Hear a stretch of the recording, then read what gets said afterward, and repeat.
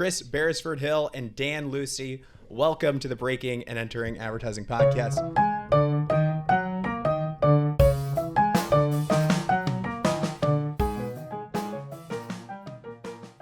Struggling to find the right strategists and account professionals for your agency? Meet No Single Individual, the agency partner of the future. No Single Individual delivers team-based support that's fast, flexible, and tailored to your unique needs.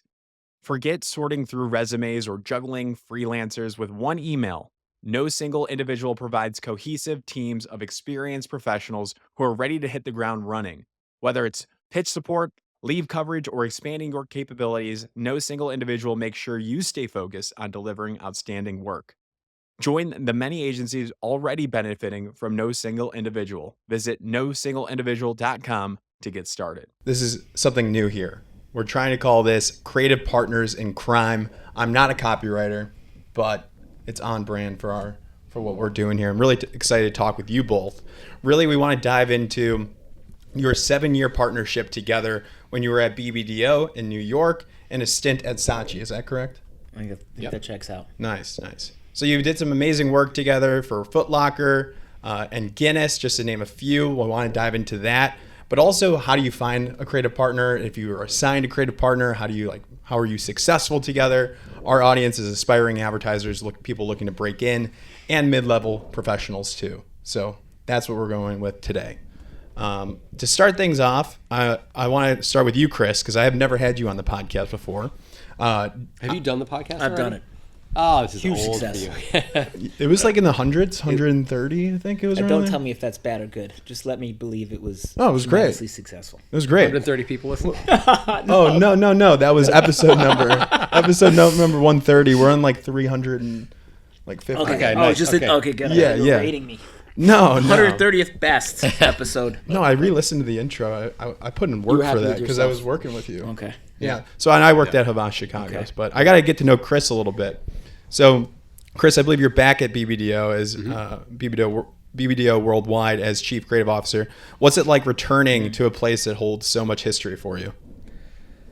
Well, like when Dan and I were there, it was a great. I mean, I'm sure we're going to talk about this period of time, and it was an amazing time, and it was an amazing place to be at that time. But obviously, the industry has changed so much in the last 7 to 10 years that it's a very different place. But there's a creative soul to BBDO that we'll probably get into when we talk about kind of what our life was like there, and that's intact. And so that to return home to a place that has that at the core feels really good. When did you get back in? When was that?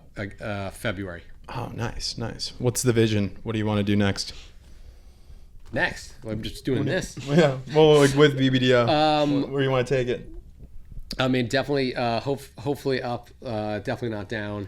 There we I go. think you were working on a positioning right now because I do think BBDO has always stood for the work, which was the mantra for the last 20 years, and we're working on an updated version of that positioning that's a little bit, a little bit more reflective of the time and the business we're in, and it's going to be a little bit more about the ambition to do big things for brands. Nice, got it. And you've created some of the most memorable Super Bowl campaigns. Like were you involved in Michael Cera V? Is that accurate? Beyonce for Verizon, Mountain Dew, Major Millions. Is that correct as well? Mm-hmm. So how do you approach such a high pressure creative opportunity like the Super Bowl?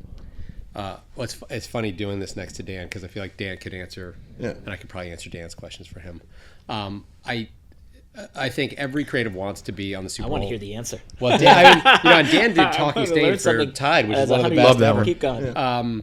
I think there's a lot of pressure around the Super Bowl, but I think what has always helped me is I am completely unafraid of failure, and not because I'm that confident, but because I have a tremendous amount of failure under me in my younger life.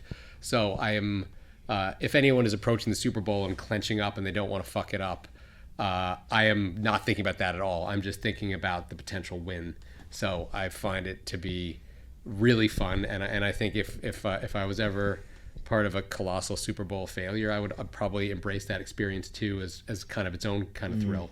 But no, I think the secret to do Super Bowl is to think about the fun part of it and the incredible exposure your idea is going to get, and not at all worry about anything. Yeah. Do you apply that to like just day-to-day campaigns outside? No, I of probably should. That's a good. Now that we're saying that. No. I'm pretty clenched up about the day-to-day. No, I think we probably all could benefit from that. But I think Super Bowl is just, a day-to-day campaign. A loss oftentimes means people just don't pay attention. On the Super Bowl, people pay attention to everything everyone does, so you will be evaluated. Whereas kind of 90% of what our industry does just kind of isn't even evaluated because no one cares. That's the crime of it. There's the ad meter, which is a public vote, and then there's the Super Clio. Yep. What are there other ones that you're looking at, like the editorial ones, like Ad Age? You're not targeting any of them, and you're not looking for any of them. But there's a million of them. So there's campaign ad bracket. There's Ad Week Best Super Bowl. There's Ad Age votes Best Super Bowl.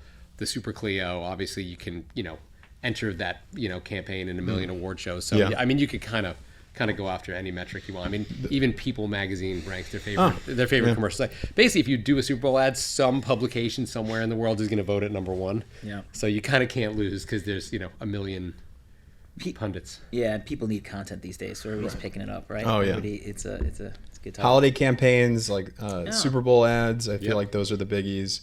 The B&E Best in Show for the Super Bowl. We'll do that too, probably. But it's great because it's the one time a year where people actively seek out advertising for a change, and I think that's really fun because the rest of the year people are, I believe, trying to avoid it. Yeah. And skip ads. And I agree, and I think that's why Chris and I are still employed, is because we have to kind of fight that. So Dan, question for you then. So you are Chief Creative Officer, and since we last talked, you are co-CEO of Havas New York. Yep. So we got to get a quick update there. What's been your proudest moment in leading the agency so far? That's a great question. I think we've had some great moments. I want to say this, and hopefully it's not too cliche. I really believe we're in a people business, right? And talent is king. And I believe the shiniest moment is the team we've put together. I really believe. Hired a new CSO. I'm working with my CEO, Sarah Collinson. So that's our leadership. We've made some different hires here and there, and I feel like I really am proud of the group of people we have working with us. I think that we're set up for some big things in 25. Love it.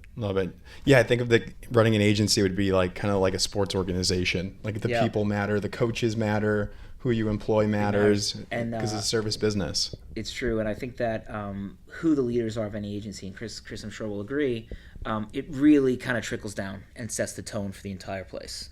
So what's the ethos that you're trying to, what's the vibe that you're trying to put off with Havas right now? And I'll ask the same question for you, Chris.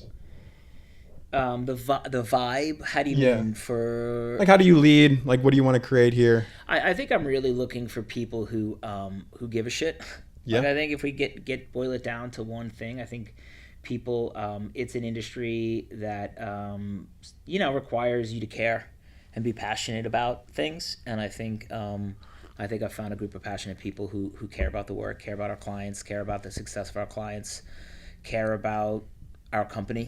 Yep. And making a name for our company. So I think, that's kind of what we're trying to do. I mean, and be passionate, give a shit, and then then try to be cool. Try not to be a terrible boss. Try to be a little understanding of where people are coming from. And but I think if you have the people who care, I think things start to work out. Yeah, I try to teach people. It's hard for me. Like when I go to colleges, I speak to aspiring advertisers. You have to have like this DNA that you care so much and you are following it. There's very few people that I've met that are just kind of like that Brazilian spirit. I feel I see that a lot in that culture, but I'm trying to get that passion and drive into the college students that I talk to. It's so important. What about you, Chris?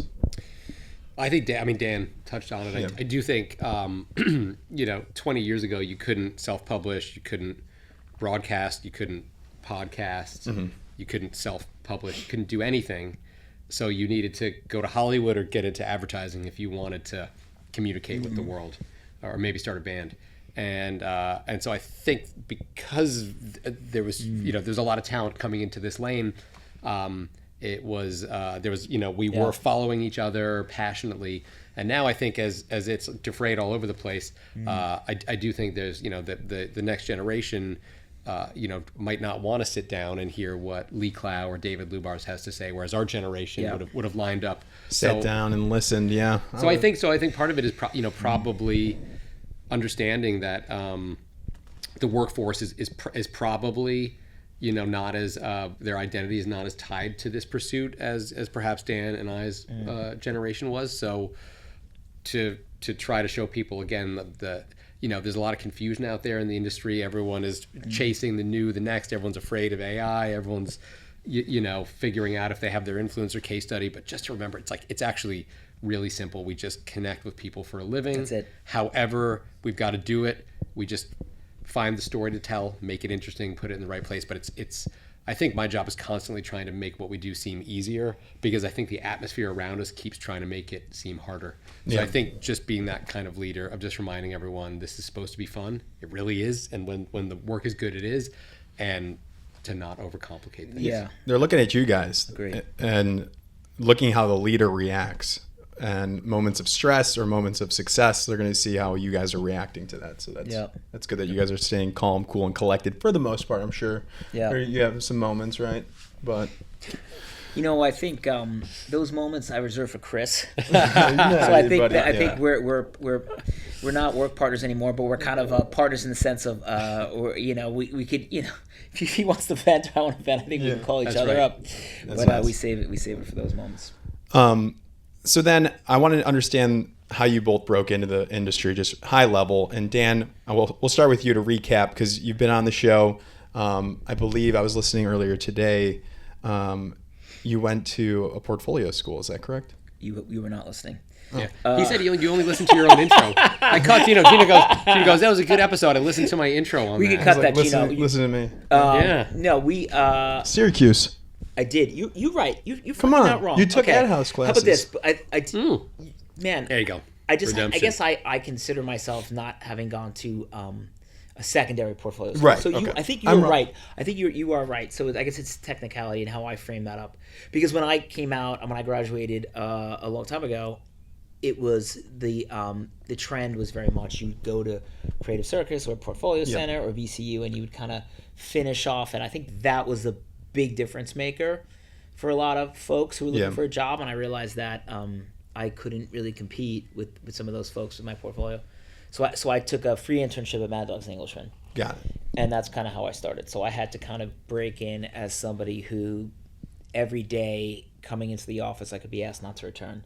So I had to demonstrate value every single day. And eventually it was like 3 months of working for free, and I started to sell work for free. Wow. And then it was like a little bit of money, and then it was a little bit more money, and then I got hired. So I think maybe that also colored how I look at the industry and the kind of grit and determination and the self-belief you need to be successful. So I think maybe that's kind of colored who I am. Gotcha. And what I look for. I mean, we still kind of see that today. Like a good amount of creatives that I talk to that are breaking in have to start with an internship. They're paid nowadays for the most part, but you still have to kind of prove yourself. You get the degree, you work on your portfolio.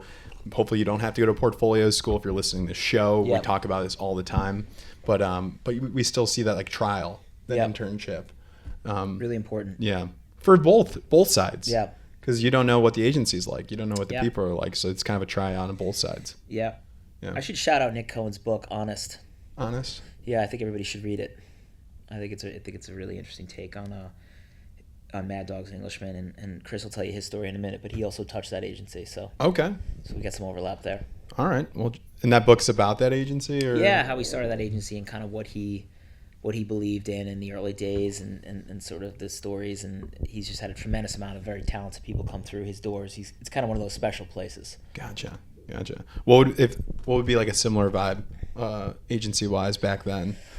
Like a Mischief, possibly. What would you think? Definitely. Yeah, like a Mischief, like an East Fiercely. Village, more kind of counterculture Mischief, kind of a way.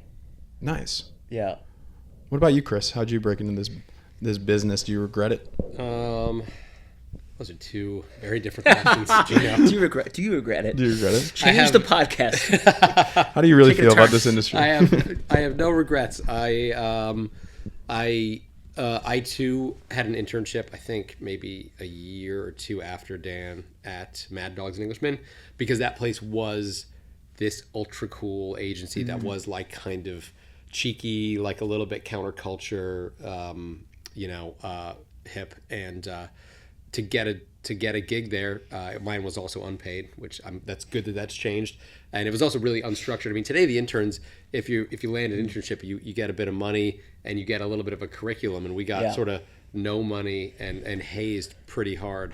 But oh my goodness. that may be a different podcast episode entirely.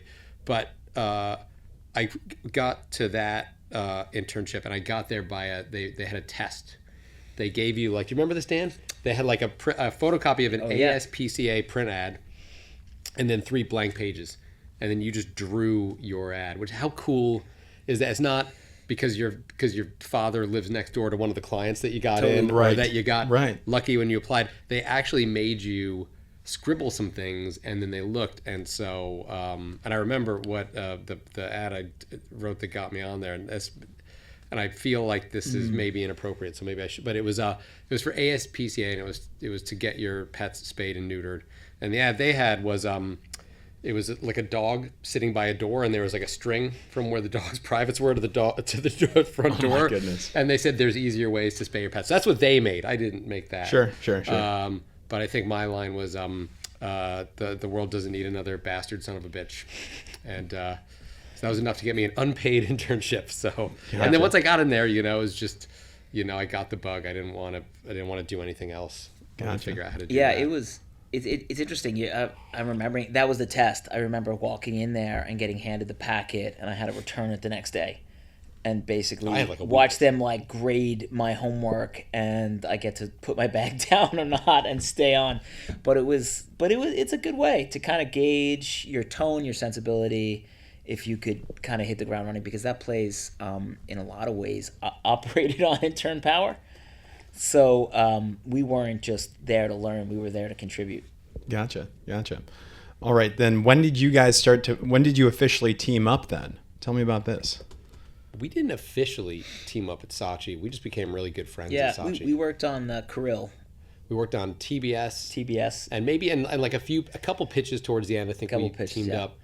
But Dan worked with a great writer. I worked with a great art director, and we were probably 3 doors away from each other. But I think we just spent the bulk of, the 4 of us spent the bulk of our time in each other's office, or maybe in a West Village restaurant having a leisurely lunch, or maybe having beers after work. But right. We just, kind of, Dan, had done like the Crest Say Anything with a Smile and the Tide Talking Stain, and all, like kind of arguably the best work Saatchi had done, like the stuff that not the print ads, but like stuff people really loved, and so I was like a fan of the work, and then we just became good friends. Right. So you were partnered up with somebody else. Yep. You both were partnered up with somebody else, and you started to hang out. And then how do you make that jump then and work together? Was it just pitch opportunities, volunteering, saying you guys want to try it out? I think. Again, shout out to Nick Spar and his partner, and Michael Illick. My partner is a director now. Super talented people. But I think Chris and I, it's we didn't talk about it, but I think we had a lot in common at that point in time. I think we wanted the same things. Mm-hmm. And I think we had some of the same ideas. And so maybe we bonded in a way where we knew we could partner with each other officially, like not just on a project or two or on a pitch, but like, if we ever need to do that, and we kept in touch, and he had come from Goodby and had done some amazing work for Emerald Nuts, Super Bowl spot, right? What would happen at like 4 p.m.? No one listening to this will ever even know who this guy is, but Robert Goulet. Robert Goulet would come 1950s crooner would come and terrorize people, yeah. So it was really funny. So he came from Goodby, and we were working with Jerry Graff at the time. And I just think we wanted the same thing. So when I actually went to Goodby from Saatchi, and he went to BBDO, and I think and we just kept in touch, and there was an opportunity for me to come back to New York and work with him at BBDO, and that's kind of how we linked up officially. Gotcha. And then from there, you worked together for how many years? Is it 7 years? 6 years? Yeah, Six and change. Yeah. Gotcha. When it's a good relationship, you don't count, Gino. That's right. But don't forget your anniversaries either. Do you know that date? No.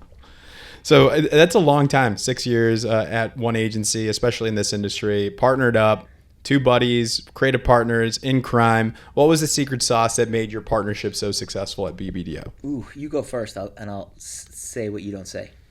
I think You said and also you said that mutual vision. Did you both say to each other, "We're both going to be CCOs one day"? No. Okay. I think corny, but I believe I think we both wanted to be good at what we did. I think we wanted to be really good, and I think we both. I think we both just had a lot of ambition, but we channeled it through the work we were doing, and I just think we found ourselves in our own unique ways, just both trying really hard and being like, he's got the right energy, and I think I'm sure we'll have like a broader conversation about partnerships. I don't know if I could sum it up, but I think there's just I think it's kind of like a you want to work with someone that you like, that you admire, and that has like gifts that you see, and like Dan has this kind of I think it was something weird where like I would sometimes have some ideas and Dan would really love them, and I wasn't so into them.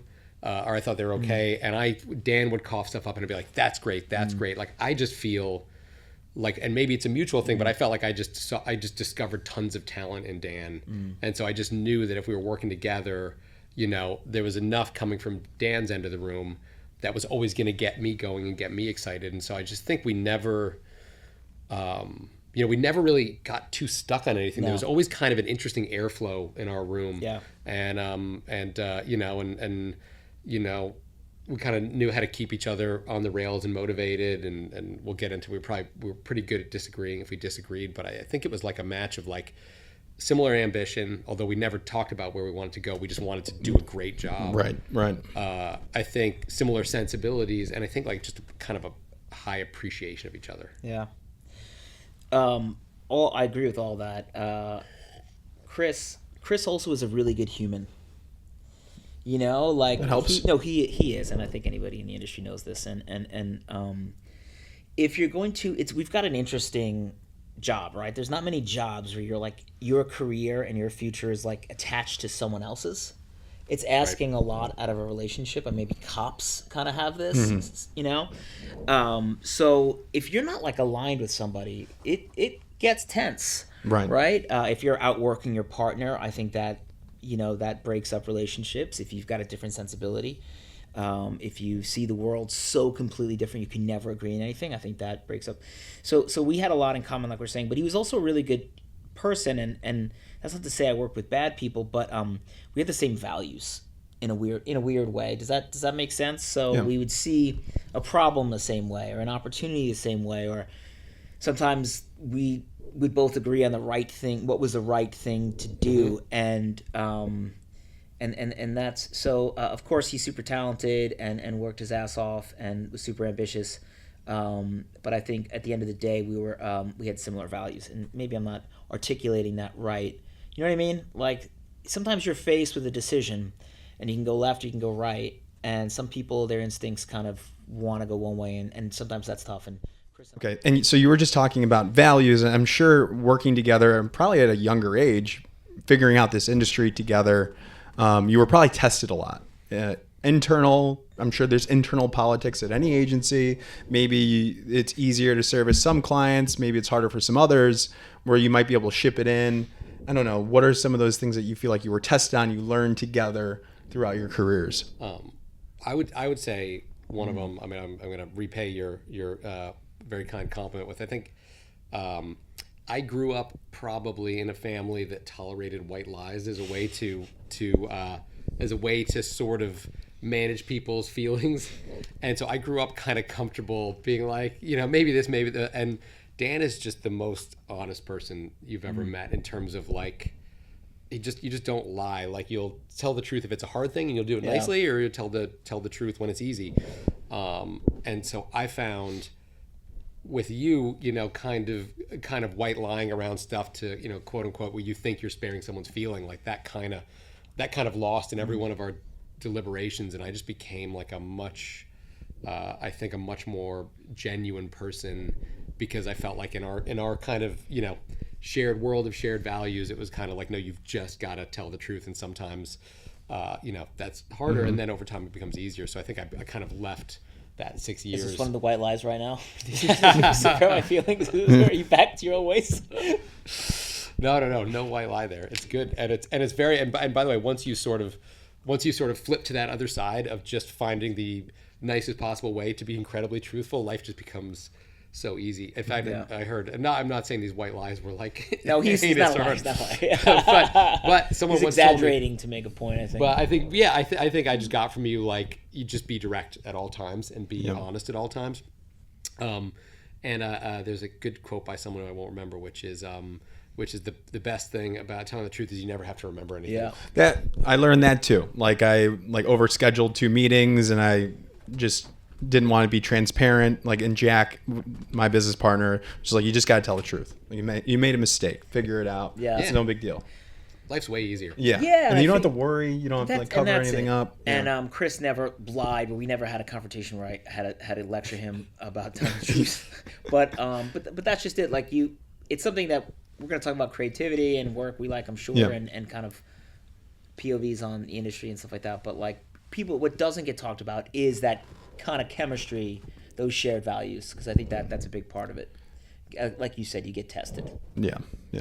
Okay, so let's get into some creative stuff here. So looking back on your time as a team, which campaign do you think best represents your creative chemistry, and why? Okay. I'll do that. I'll take the easy route on this one, and just say the big thing that we spent like the best part of our 6 years doing, which is like the whole Foot Locker campaign. We was called the Foot Locker Proof campaign, because we had like this incredible steady drumbeat of you know, we were, you know, kind of putting out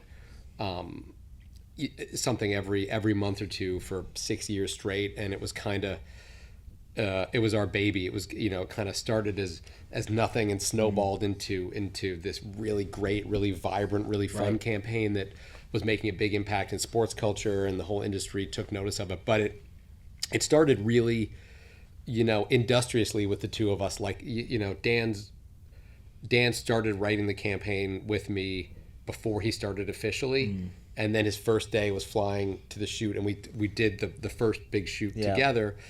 And, you know, building that whole thing, building the client relationship, deciding how we were going to play things. Were we the type of creative directors that brought 3 director options to a client when we were about to produce an ad, or did we just come with one? And we kind of built the whole system around that thing, like just the two of us, kind of piece by piece. So I think that whole thing kind of represents like our kind of, you know, the biggest part of our shared body of work, and it was something that we kind of invented. Yeah, there's a lot of volume there. It was a lot of fun.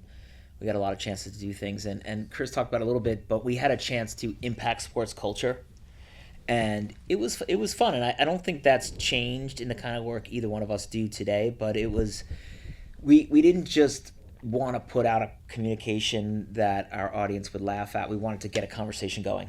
Pacquiao. Right. Well, let's talk about, because that's like one of my favorites. Yeah. So, and maybe it's not the best spot. Maybe it is. We could debate that. But so if anybody knows, if you're a fight fan, you'll remember that Floyd Mayweather was avoiding Manny Pacquiao. He was dodging him for years, and it was terrible if you're a fight fan. That's the only fight you wanted to see, and they just couldn't make it happen. So we were coming off of a couple of years now of being, you know, doing Foot Locker ads and kind of, you know, imprinting on sports culture, calling out Harden for terrible defense, and then seeing it become the topic of the day on SportsCenter, and they're playing the spot, and they want to know about it, and now Twitter's going, or X is going, you know, and it's like, and that kind of stuff we really took pride in. But we started trolling Mayweather. Yeah. And really trolling him, and you know, we didn't know if it was going to work or not, and then we hear the fight's on. Like after like 3 or 4 years of talks, and we see the documentary, The Making of, on HBO, and he says it. You know, Freddie Roach says it, Mayweather says it. They give us credit. He's like, you started doing the commercials about me, dodging the fight, and all right, I'm here, and that one of my proudest moments, because I know the $100 million each fighter earned also was incentive to fight. Of course. I'm not naive enough to think, but I do think that we had a hand in. I want to believe we tipped it. Yeah. Maybe we were like the last straw or something, but to kind of affect culture like that, is amazing, and to do it on behalf of a brand is amazing. To make that brand part of that culture is essential. So that was something I'm super proud of. I guess my question is, like, how do you divide up those responsibilities on a project? And how long was this campaign? Would you say this Foot Locker? I think it ran about 6-7 years, right? The Foot Locker campaign? 7-8 years. Yep. Yeah. So, like, how do you, like, tackle these for the long term? Like, were the roles naturally fit for you? Were you better at one thing than the other? Project management, creative direction when it comes to, like, the shoots and stuff? Like, how do you make these decisions between you two outside of the art direction and copywriting?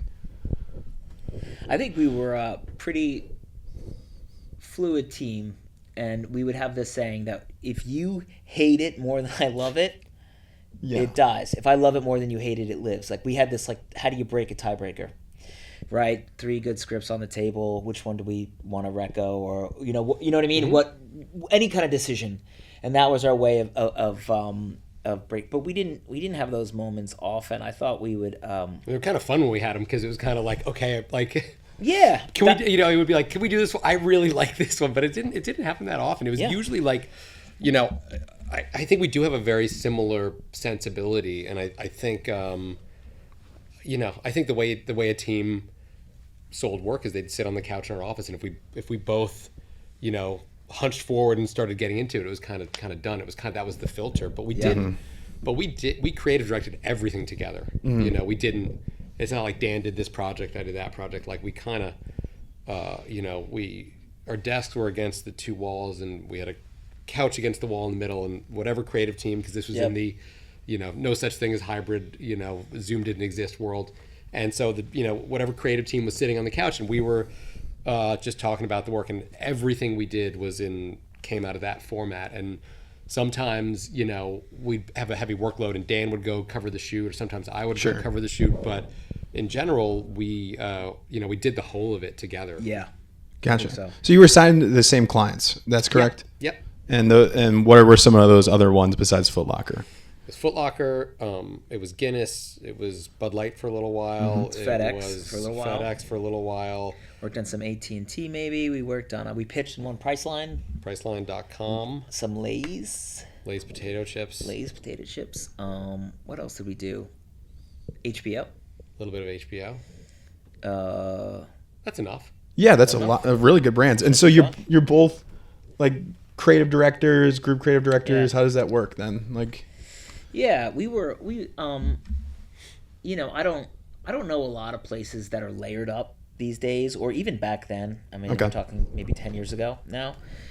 So I guess we were called ECDs, but we acted as creative directors. Okay. There was no CDs. If there were CDs, they were acting as writers and art directors. We didn't have, like, layers. We didn't have a team approve work, then to bring it to us and approve it. Yeah. How about this? We were sort of like, in our role, we were CDs, and in our sort of vibe, we were small agency owners. So we kind of treated our group like we kind of, we wanted to be, the agency at that time had, 7 or so creative groups that had, ECDs, and had like a little kind of array of clients. And for us, our ambition was, this is where our ambition lined up, is we wanted to do the best work possible, and we wanted to have as much autonomy as possible. And that meant to deliver for our bosses and be kind of where there's no problems and there's good things happening. And so we treated it, even though we were not business owners, we acted like we ran our own little enterprise, and that kind of made it 100% super fun. And that's why I think that's how we created that level of investment that I think we had for that period of time, is because we were granted the autonomy, and I think we never took it for granted. I think we loved having this. Our office was like our own little small agency. Oh, that's incredible. I think that's right, and I think that the best creatives own the whole process, not just they don't stay in their lane. You know what I mean? Mm-hmm. They kind of they try to own the whole thing. I think that's exactly right. Got it. So since BBDO, then you both achieved incredible success as CCOs. I guess, how did your time working together prepare you for leadership and influence how you collaborate with others today? does it stem back to your original creative partnership? You want to go first? Sure. You kind of mentioned it with like treating it as your own little agency. Like that kind of gets you into that drive. I think working with a partner, you also realize that you're different, and even though you can be so common, like there are things I learned from Chris a lot. Chris is really thoughtful, right? We joked I was going to bring him a gift today as a gag on the podcast because he's like the best gift giver. What did he give you? He brought me those little drinks, right? Did you see him? He even walked in here with some drinks. And I just couldn't get my shit together. Can we pull those up?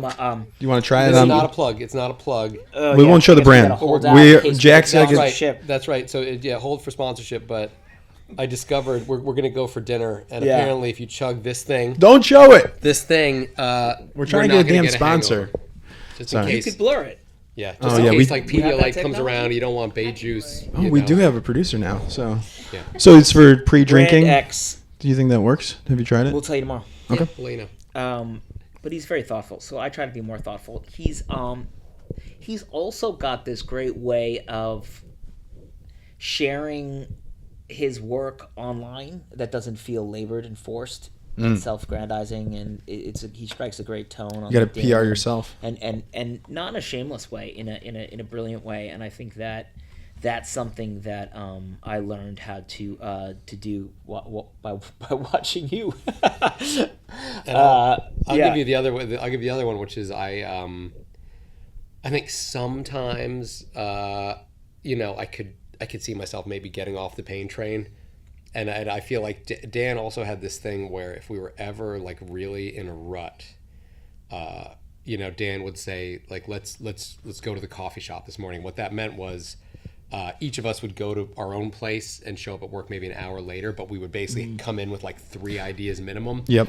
And there's just this thing of like as you get older, you can pull yourself across the line, but at that time, Dan was kind of forcing me to cough up a few more ideas every day, and that always it was because you'd say we're going to do the coffee shop thing.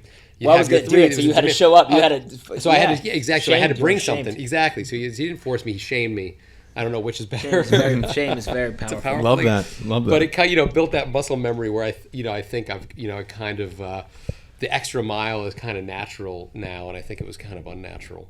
But back to the original question, I also think, because Dan and I were kind of approaching our little tiny universe as like our own agency, I also think we were constantly looking at like what we thought the future shape of our clients was going to be, or what we thought about the decisions being made at the benefit of working in a partnership is that the two of you can constantly kind of map against what's happening and say, was that a good, do I think the CEO of the office made a good choice here, a bad choice? And so I think we became, we started talking about how we would do things, relative to what was happening around us. And I think that became in and of itself this kind of weird, again, it wasn't like for any specific purpose, but we were just constantly thinking about how we would do things that our bosses were doing. And I think by the time we had our own opportunities, we'd had our eyes and our ears up for so long that I think,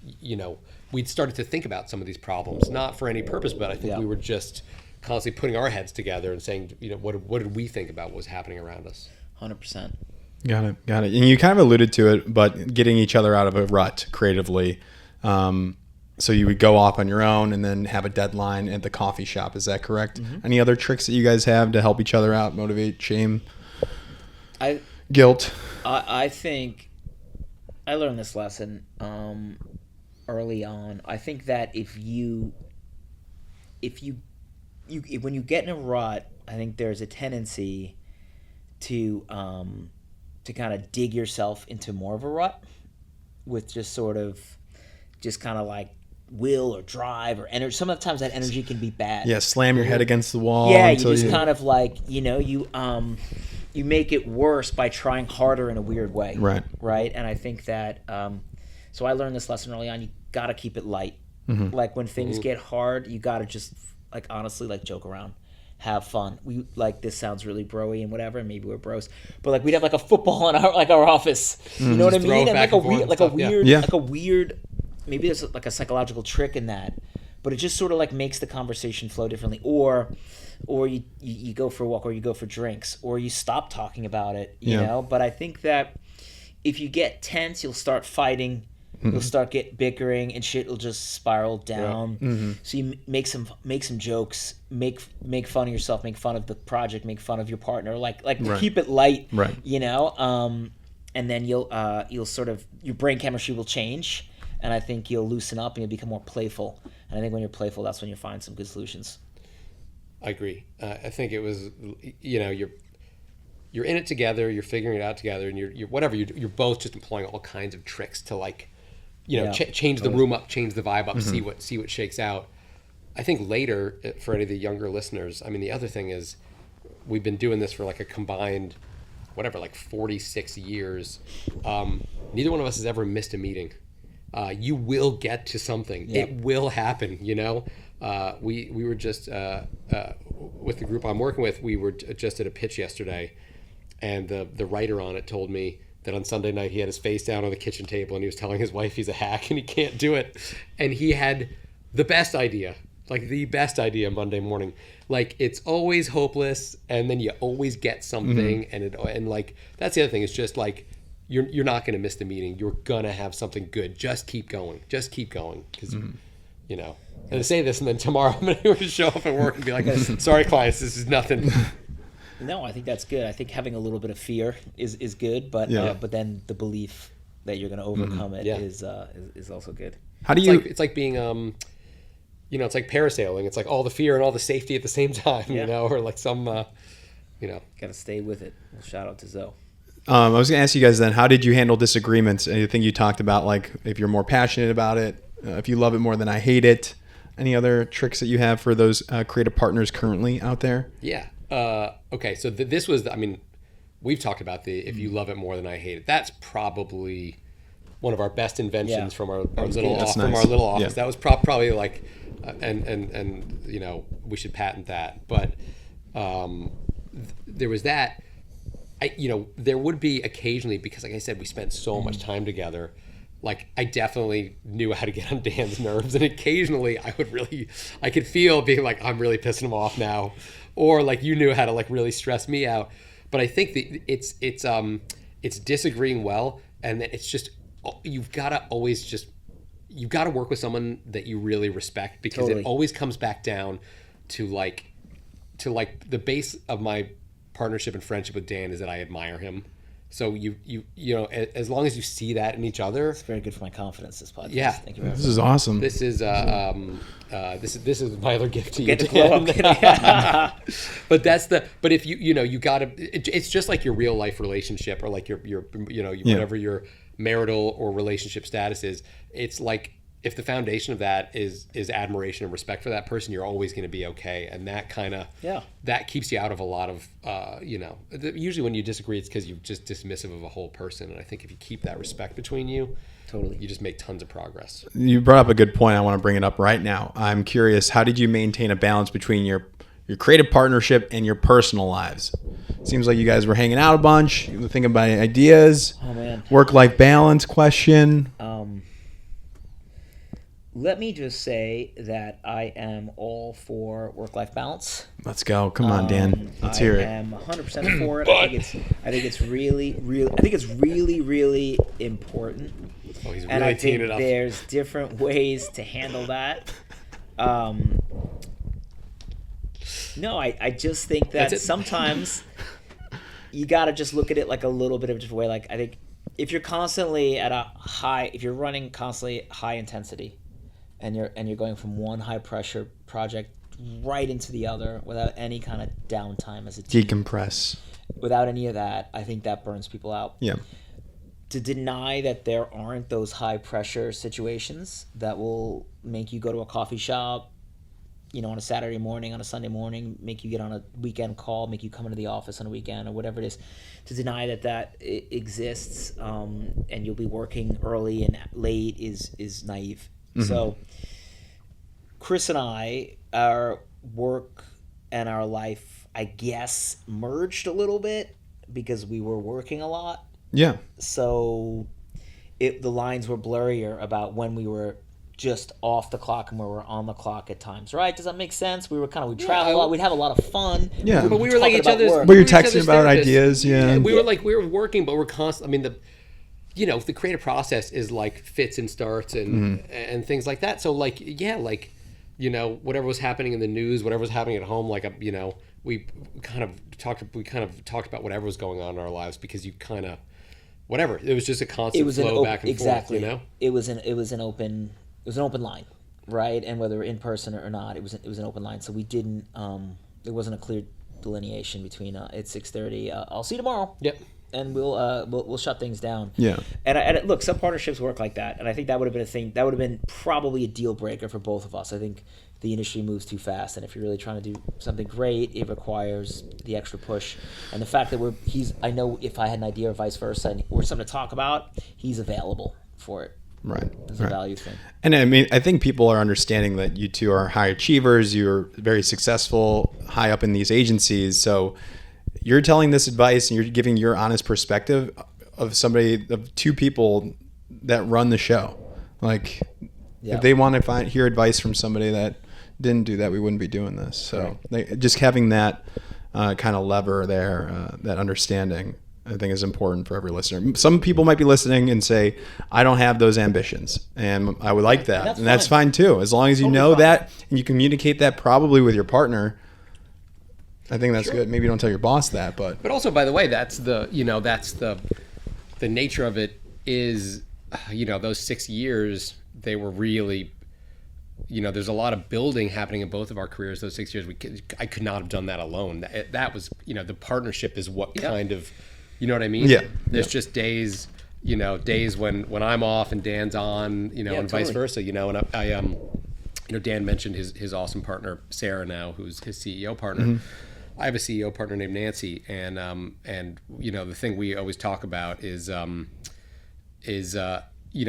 very happy to be sorry for the sports reference. I'm not a sports nerd, but I'm very happy to be Scottie Pippen passing her the ball while she's Michael Jordan. I love to see it. Yeah. But the best feeling is sometimes I look over and she's wearing the Scottie Pippen jersey and she throws me the ball and I'm like, I got you, Yeah. But that's our shorthand. Like we text is like, I was, you were Jordan today, or like I was Scottie Pippen today. But that's the, like we talk about all the hard work, but I think like a word that probably wasn't in the lexicon when we were coming up is like the kind of vulnerability and the openness. But that was like always in our relationship, and that remains in our current partnerships, where like you gotta like, become stronger together, but you've also got to like be like, I'm weak right now, help me, get me across the line. Like that's the beauty of a partnership. Yeah, 100%. I'm just gonna tie up a few things we were saying earlier too. Like, also,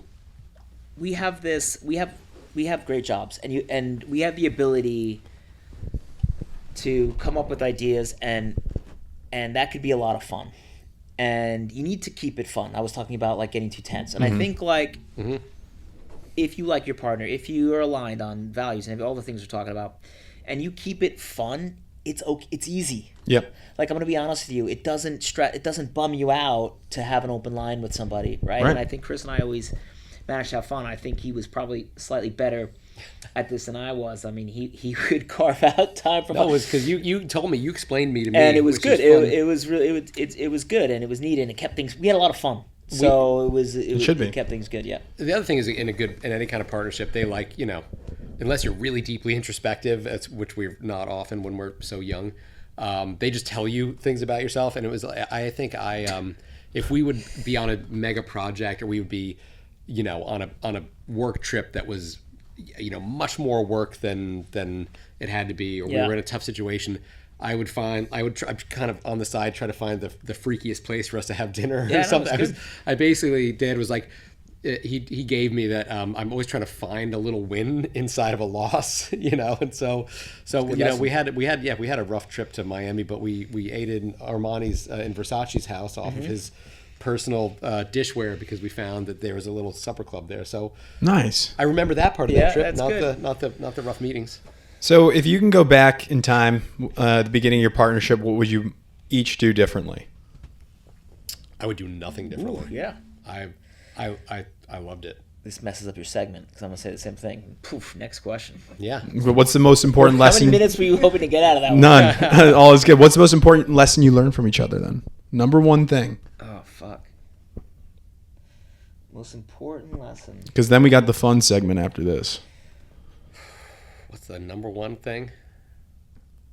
Chris, number one lesson that I learned from Chris is he's really good about, I think, being grateful. And like I think I can get caught up in some shit and not feel like, you know what I mean, not want to stop doing something, but I think that Chris would, he said, like, you got to celebrate your wins. Yeah, that's a good point. And I think it's I think there is a way to celebrate your wins, and it doesn't have to mean you're like getting complacent at all, right? And I think that maybe I thought early on in my career celebrating wins meant you were satisfied, and you were done, or you felt like you could coast, or there wasn't still this hill to climb, and so, but that's not right. I think that this industry, anything you do that you care about, there's going to be good days and bad days.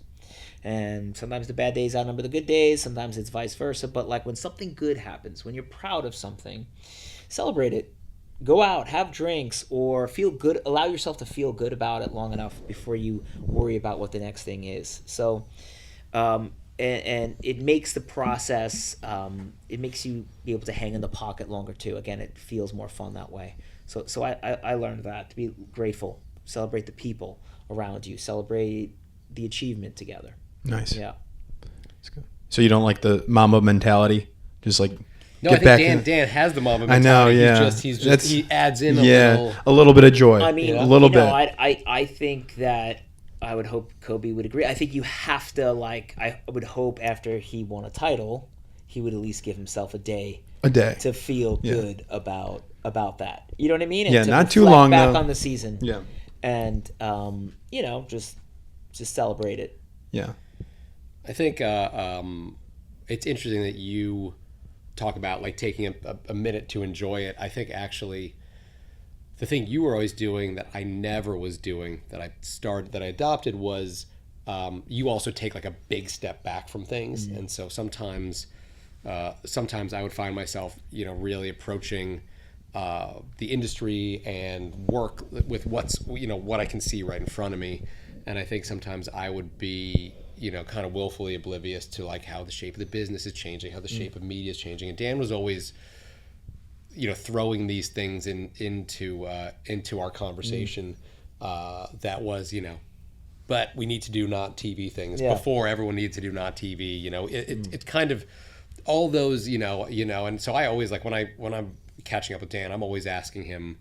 I probably was asking him about AI before, everyone was talking. Like I think Dan just has a great way of also punching out and just seeing like where we are, but also what's coming. And you have to, especially as a leader, I think as a doer, great. Like look at the next 5 days, 5 weeks, 5 months. But as a leader, you've got to think about like 5 years. And I think that mindset, I didn't have that. And I think I've trained myself now to take a step back and be like, but is what I'm doing right now, what's on the other side of that? And that, like, I think there's always been a blind spot, God, he's so fucking. This next segment is called "Are You on the Same Page?" Oh, Okay, fun. I'm getting that, seeing that. No. All right. So what we're going to do is I'm going to ask a We're question. not on the same page. Redo the whole podcast. You're gonna write down the answer to the question, not show each other. If you show it, Jack, Marley, make sure they're not cheating. Okay, we're not cheating. No. Okay. So I'm gonna ask this question, and we'll see if you guys are on the same page. Question number 1. I like the game show voice. What's the single favorite ad you created together at BBDO? Single creative one, and I'm gonna put a parameter. It cannot be Pacquiao spot. Let's see if you agree. Let's see. Please let me know when you both are ready. All right. Chris, are you ready? It's a tough one, and I think that there's probably 2 or 3 contenders. Alrighty. On 3, you will reveal and show the camera. 1, 2, 3. What do we got? Right. That's Guys, it. That was That was It's the same answer. Same answer. same answer. If there was We're an on the ad same nerd page. watching, We'll put that a. ad is the one where Tyson That- returns the bitten piece of ear to Vander. Oh my goodness. And that's the one where Brett Favre agreed to retire when he wouldn't agree to retire. Okay. Okay, good. 1 for 1. And that was one we really felt like we had a platform to affect sports culture. There we go. Next question. Who was the funniest boss or leader you've worked under during your partnership? Funniest boss. Yeah. All right, let's 3, 2, 1. Jamie Barrett. Oh, nice. There you Yeah, go. yeah. He was a boss. Kept it light. Yeah. I learned that lesson from him. Never wore shoes in the office. Always in his socks. Yeah. Really? Even in the bathroom. That's He's committed to the Sticky. bit. Really committed. all right. What was the most challenging campaign you worked on as a team?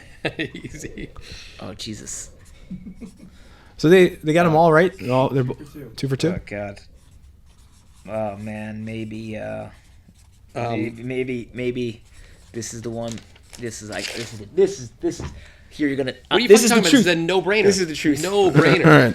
All right. 3, 2, 1. This is- Oh, I forgot about them. Oh, we got. Don't you remember what this Oh, was? I remember what that Guinness is. was really, really rough.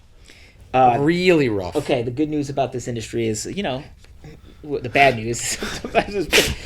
Look, that is true. That the reason why I didn't put that one Okay. is because I love the output But- so okay, okay. much.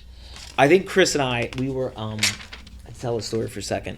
We were given an account to kind of run when it was halfway out the door, and it was it had moved from our Chicago office to our New York office, and it was like on its way to go to Wyden. And I think that we were dealing with some folks who probably were packing up, and we were on it for about 2 months, I would say, right? Mm-hmm.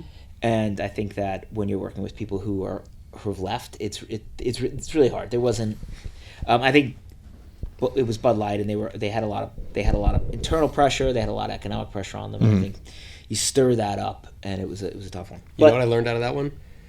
When the client wants to meet with you because they want to see the work because they're mad, but they only offer you before or after business hours, so like 7:30 a.m. or like 7 p.m., you're going to get fired. I've seen afterwards when clients get demanding and the hours come on the periphery, you're about to be off the calendar forever. Really? Yeah, Just a little for any of the more senior folks listening in.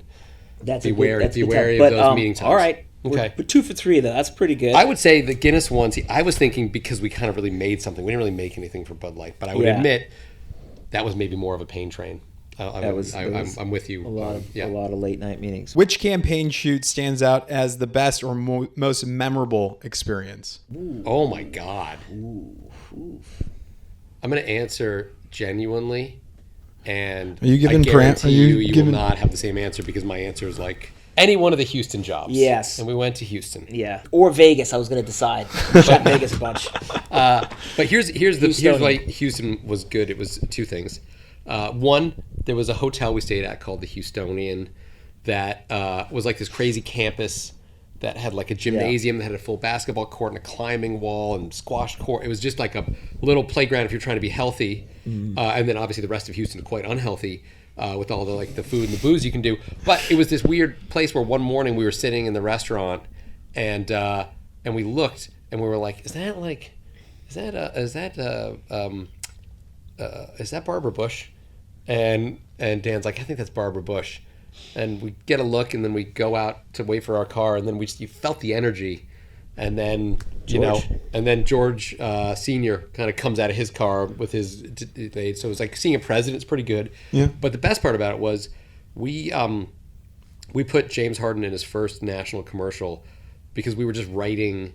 And for those who don't know, he was he was a very famous basketball player, probably for like 7 or 8 years, and he's probably kind of on the more tail end of his career now. But he was big, but he had this ridiculous beard. The beard, and the way the beard went, it kind of made his face look like he was always kind of looking up at this kind of like aloof, like Abraham Lincoln, but like kind of looking like down his nose at everybody. He was just kind of funny looking. And we didn't even know he was that good because his first year he was coming off the bench. We were just writing these scripts and texting and watching ESPN because neither one of us was a big basketball fan. And so we got him on the shoot, and the client was like, "Oh yeah, that guy's good. You guys are great. That guy's amazing." Yeah. And we were like, "Oh, he is great, of course." And we get on the first shoot, and he shows up, and he'd never performed on camera before. And I think both of us, but you had to pick each other off the floor when we heard him deliver the first line because it was so bad.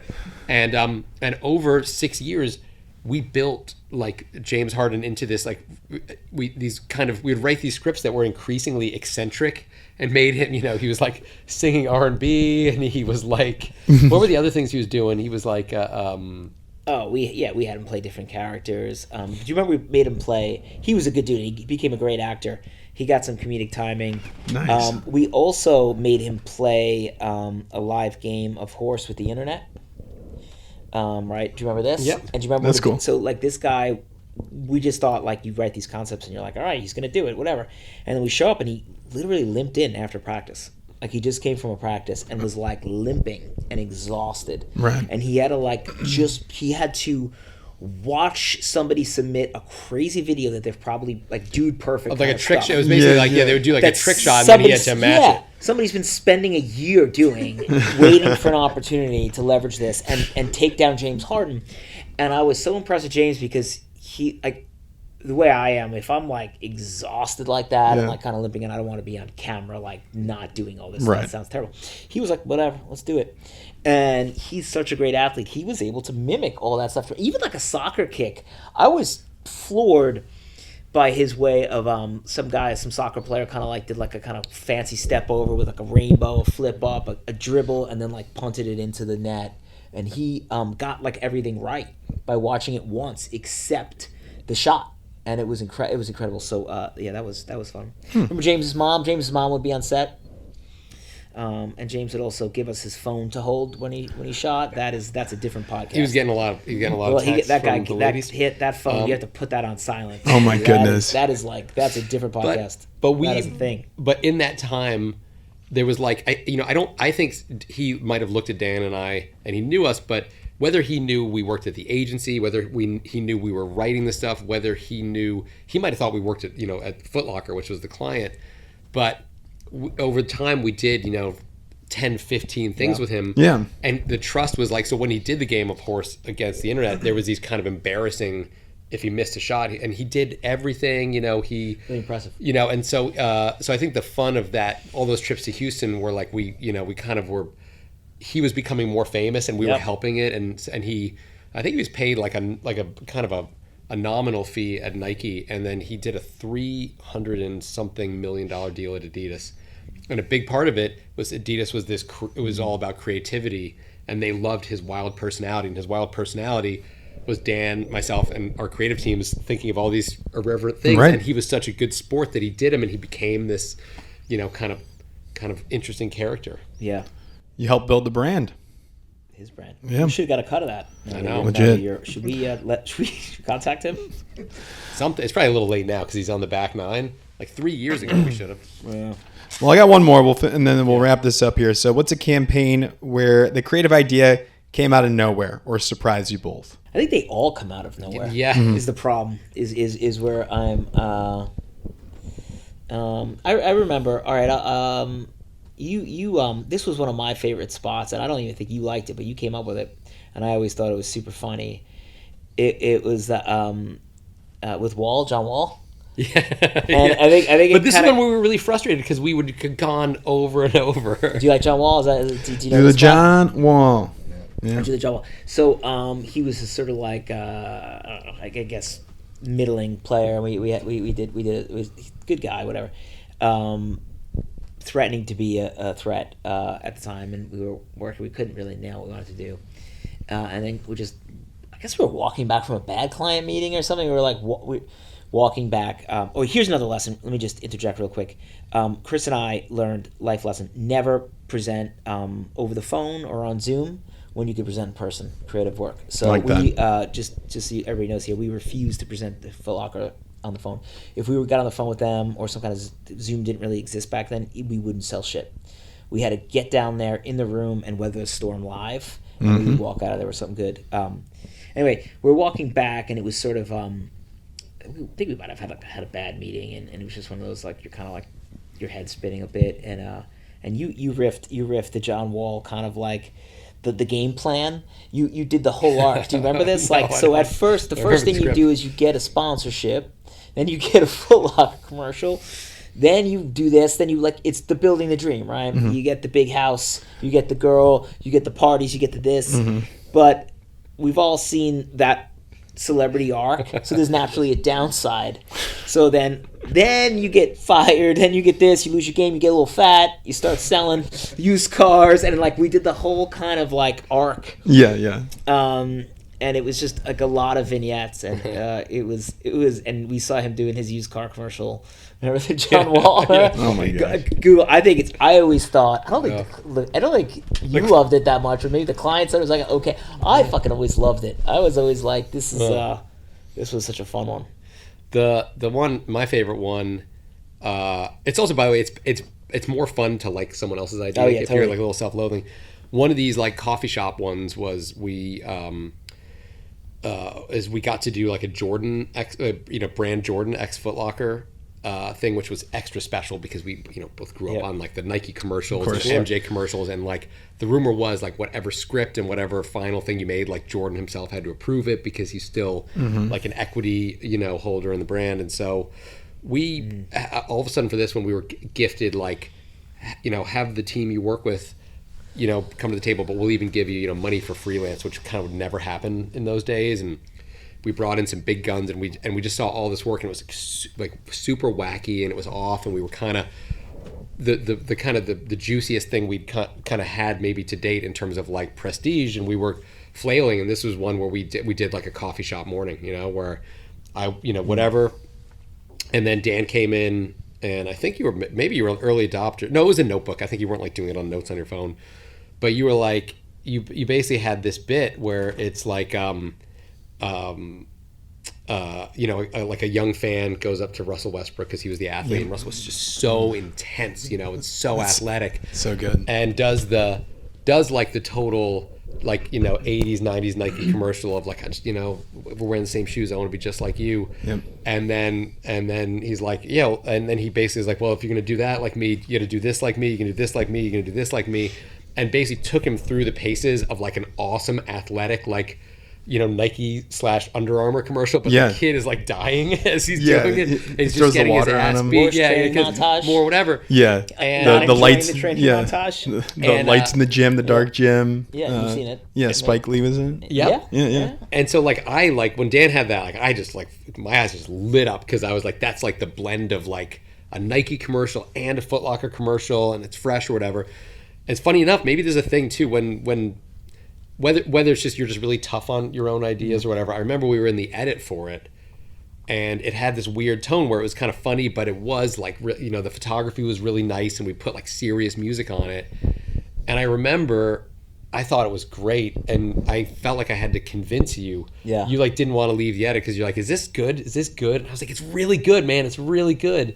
And then the best thing about that one was like, it's like what you really want to happen is like a year later someone told us, or maybe they told me and I told you, that everyone at Wyden that worked on Nike all passed that commercial around when it came out. Nice. And they went, oh man, like we need to be having fun like this. Yeah. And it was like, now instead of trying to, so the best thing about that one that Dan coughed up from a coffee shop morning was like, instead of actually like, we were hoping to be on par with them, but then the people that did that were envious of that. And I thought, wow, that's a cool moment for, and Foot Locker is like not nearly as sexy as Nike, so we always had a little chip on our shoulder, and so that to me was like that was a big moment. Big win.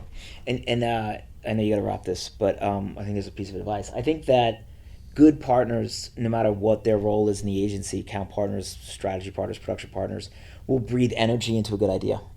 Right. You know what I mean? And I think that when you come up with an idea, like whether it's me or Chris or a team, you're always a bit vulnerable because it's like you see it, you can see it clearly, but you're, maybe there's a part of you that's not 100% sure, and to kind of get that validation from somebody you trust is just like, it's like a little bit of like you're like 95% sure it's the answer. It closes out that 5%, and then you could kind of whatever needs to happen to make it, you have the energy to do it. So I think that's really important. So I think we did that for each other. Wonderful. Before we close, can I just say, it's funny, like Dan you gonna fucking out nice me again? No, this is not about you anymore. It's not about you anymore. Can I just end on a You've nice had enough. compliment? You've had enough. No, Dan, talked about his partner, Sarah, his CEO partner. You're out nice me dropping her name again. No, and then I have Nancy Reyes, our CEO. We're very lucky. BBDO. We're very lucky, both And of us.